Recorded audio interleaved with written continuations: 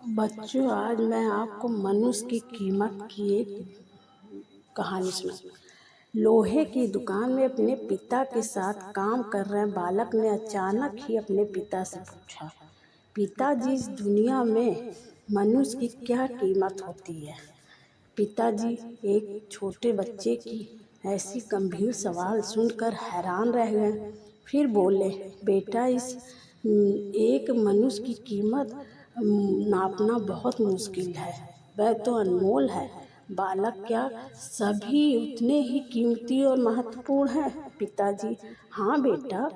बालक कुछ समझा नहीं। उसने फिर सवाल किया, फिर इस दुनिया में कोई गरीब तो कोई अमीर क्यों है?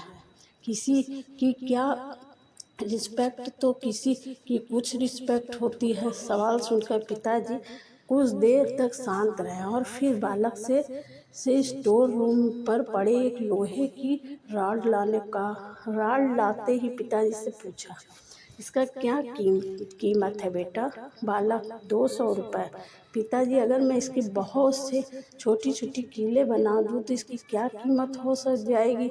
बालक कुछ देर सोच कर बोला, तब तो यह और महंगा हो जाएगा।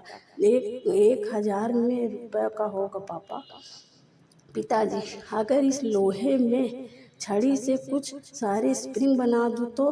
बालक कुछ देर तक गणना करने और बोला, फिर एक से उत्साहित होकर, तब तो यह इसकी कीमत बहुत ही ज़्यादा हो जाएगी। फिर पिताजी ने उसे समझाते हुए बोला, ठीक उसी तरह मनुष्य की कीमत इससे नहीं है कि अभी तो क्या है, बल्कि इससे है कि वह अपनी आप को क्या बना सकता है।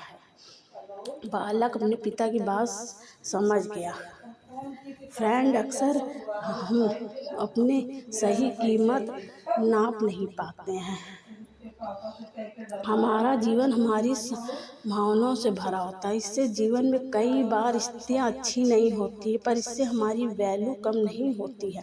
मनुष्य के रूप में हमारा जीवन इस दुनिया में हुआ है। इसका मतलब है कि हम बहुत स्पेशल हैं, इम्पॉर्टेंट हैं। हमें हमेशा अपने आप को इम्पॉर्टेंट करते रहना चाहिए और अपनी